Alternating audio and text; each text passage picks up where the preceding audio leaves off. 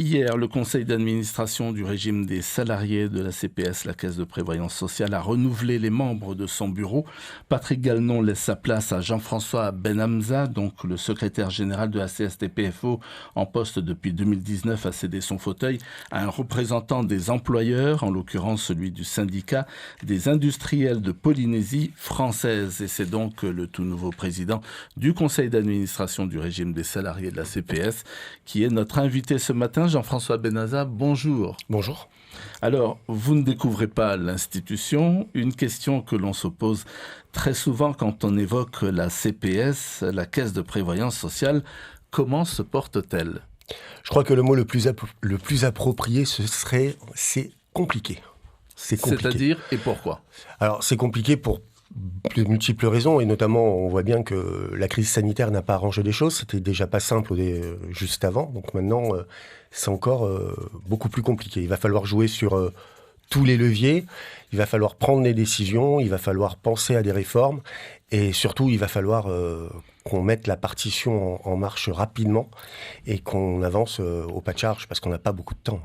Alors, il faut accélérer les réformes. Vous pensez à quel type de réforme en priorité ? Je pense qu'il va falloir surtout jouer sur tous les leviers possibles. On voit bien que, en fait, la difficulté, c'est que d'un côté, on a des cotisations qui sont en baisse, et de l'autre, on a des dépenses de santé qui sont en hausse. Donc, en fait, il va falloir essayer de jouer sur ces deux paramètres-là pour arriver à trouver un point d'équilibre. Ça, c'est le système de péréquation. Pas de péréquation, c'est le système de répartition. De répartition. Ouais. Et vous êtes pour quel type de système alors ? Parce qu'il faut le réformer de toute façon. Il va falloir le réformer, mais on va essayer de garder ce système de répartition parce que c'est celui qui permet de couvrir le maximum de la population. Donc il est clair que le système de répartition est finalement celui qui est le plus avantageux pour tout le monde, mais c'est aussi celui qui coûte le plus cher. Donc du coup, c'est le plus difficile à gérer. Le plus difficile à gérer. Vous avez des idées, vous, pour justement améliorer cette gestion ? Les idées, en fait, il y en a pas qu'une. Elles vont être multiples. Il va falloir agir sur quasiment tous les paramètres pour essayer de faciliter les choses. C'est difficile de dire on va faire ça ou on va faire ça. Ce qui est certain, c'est qu'il va falloir réussir à avoir des rentrées complémentaires. Et donc, il va falloir faire en sorte que tout le monde contribue à cette caisse. Donc, il va falloir qu'on mette tout le monde en ordre de marche. Et voilà. Et puis, d'un autre côté, du côté de la prévention, il va falloir aussi avancer vite parce qu'on voit bien qu'on a des dépenses de santé qui augmentent régulièrement. On a à peu près 4% d'augmentation tous les ans. C'est pas tenable. Ouais, le problème, c'est pas une question de gestion chez vous. Non, je pense pas que ce soit une question de gestion. C'est juste, et on le voit bien, que au fur et à mesure, on a des dépenses de santé qui augmentent et on n'a pas forcément les recettes qui vont avec. Donc la difficulté, elle est de remettre les choses en ordre pour qu'on puisse retrouver un équilibre. Qu'est-ce qu'il faudrait ? Plus de travailleurs ? Évidemment, si on arrive à reprendre du plein emploi, à ce moment-là, avec la baguette magique du plein emploi, on résout tous les problèmes. Mais on ne peut pas penser qu'à cette solution-là. Il y a d'autres solutions à mettre en œuvre et notamment, il va falloir voir comment on peut essayer d'optimiser ces recettes. Alors, vous allez vous attaquer à quoi concrètement ? Donc, votre objectif numéro 1 ? Mon objectif numéro 1, c'est d'essayer de faire en sorte qu'on retrouve un équilibre, qu'on retrouve en tout cas quelque chose qui fonctionne dans le temps, quelque chose de périn. C'est vraiment l'idée que j'ai. Alors oui, mais pour y arriver, vous avez... Va falloir travailler sur tous les leviers, que ce soit au niveau de la prévention, que ce soit au niveau des recettes, que ce soit... on a tous les leviers sur lesquels il va falloir qu'on agisse en même temps. Alors, vous appelez à quoi ? L'union sacrée pour avancer, justement ? Parce que très souvent, on a l'impression que chacun tire un peu de son côté. Je pense qu'aujourd'hui, on n'en est plus là. Tout le monde a bien conscience d'une chose, c'est que, en fait...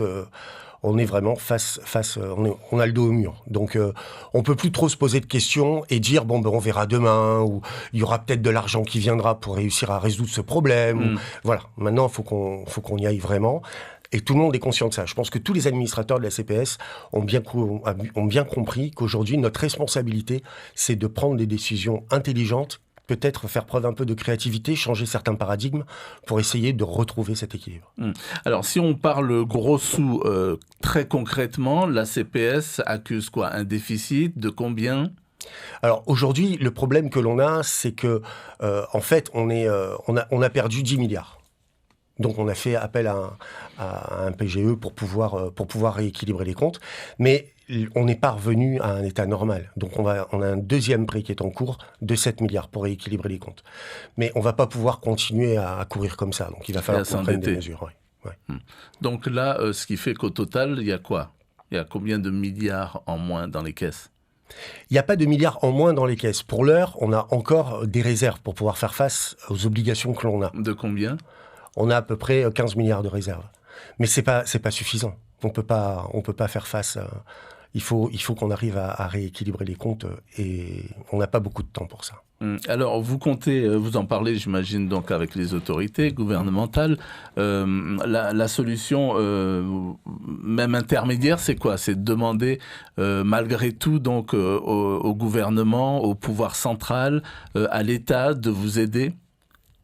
Mais déjà, dans le cadre du PGE, c'est une aide que l'on a. Après, nous, il va falloir qu'on trouve des solutions par nous-mêmes.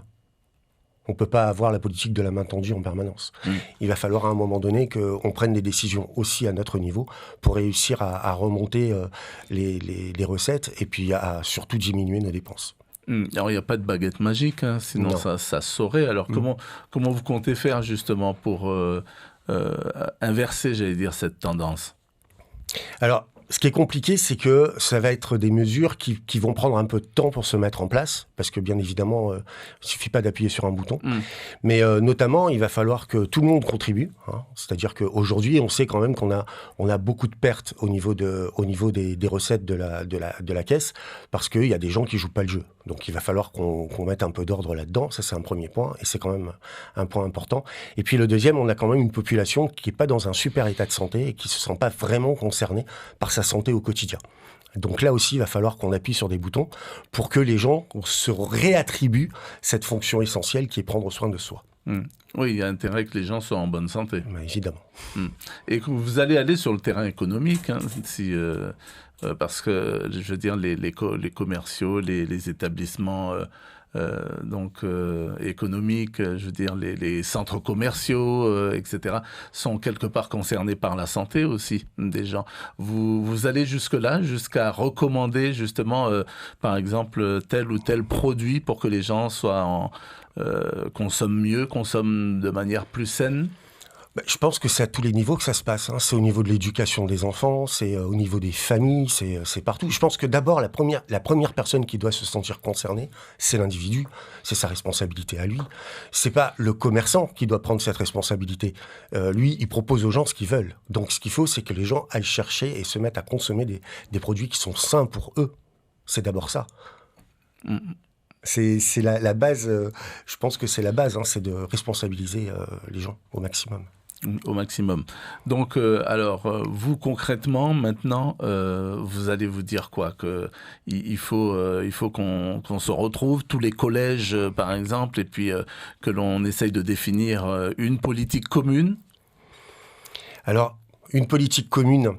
Je pense que ce qu'il faut surtout, c'est arrêter de fonctionner en silo. Il faut qu'on arrive à fonctionner ensemble. C'est-à-dire qu'il ne faut pas qu'il y ait des réflexions qui soient menées d'un côté par la CPS, de l'autre par la direction de la santé, de l'autre par le ministre de tutelle, etc. Il faut qu'on essaie... C'est le cas en ce moment ? Ça a toujours été le cas. C'est-à-dire qu'à la CPS, on dit, vous occupez de payer la note. Vous êtes là pour payer. Oui, mais la difficulté, c'est qu'on paye aussi, des fois, des choses qu'on aurait pu éviter si on avait agi sur la prévention, par exemple. Donc, à un moment donné, il va bien falloir qu'on se remette à discuter ensemble pour mettre en place une politique commune pour tous et qu'on avance. En fait, c'est une partition à plusieurs mains qu'il va falloir qu'on joue. La difficulté de l'instant, c'est qu'il ne faut pas faire de fausses notes. Vous voulez avoir votre mot à dire, quoi. Au moins qu'on puisse participer à la réflexion. Ça me semble essentiel. Alors, le gouvernement vous aide, l'État aussi. Bon, vous, de votre côté, vous allez prendre vos responsabilités. Donc, si je comprends bien, les choses devraient s'améliorer. On va tout faire pour. En tout cas, ce qui est certain, c'est qu'on va tout faire pour. Et c'est vrai, vous faites bien de le souligner, on est quand même beaucoup aidés. On est quand même beaucoup aidés. On a beaucoup de gens qui sont prêts à relever leurs manches pour qu'on aille dans la bonne direction. Donc maintenant, il n'y a plus qu'à faire. Donc, d'après vous, il faut arriver, donc vous l'avez dit, à un équilibre, mais arriver aussi à faire en sorte qu'il n'y ait plus cette politique de main tendue. Donc, on a vraiment l'impression qu'à chaque fois, on se dit, bon, ben, la CPS va devoir trouver de l'argent pour boucher un trou ici, par là. Oui, parce qu'à un moment donné, ben forcément, il va falloir trouver des solutions. Mais la meilleure des solutions, c'est quand même de mettre en place quelque chose qui est structurant et qui fonctionne et qui est périn. On va pas à chaque fois se dire, dès qu'il y a un caillou sur la route, ah bah là, hop, on n'y arrive plus, comment on fait? Il faut qu'on arrive à être un peu plus serein dans notre façon de gérer les choses. Donc il faut mettre en place des solutions qui soient pérennes dans le temps. Merci beaucoup, Jean-François Benhamza, d'avoir accepté notre invitation. Je rappelle que vous êtes le nouveau président du conseil d'administration de la CPS. Merci.